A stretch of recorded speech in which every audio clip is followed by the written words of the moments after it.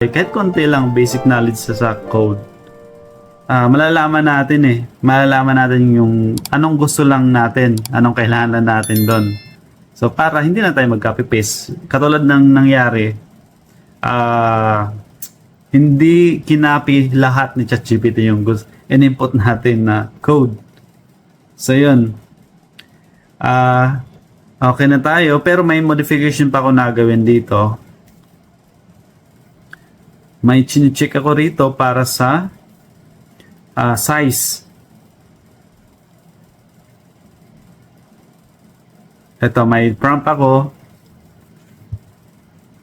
Make the result as, not size, but the result. Gusto ko na 3 decimal places siya. Instead of 2 decimal places lang yung binibigay kasi ni ChatGPT. Default and default value. So kailangan ko rito ng 3 decimal places, pero medyo nagbabago-bago yung English natin Yun.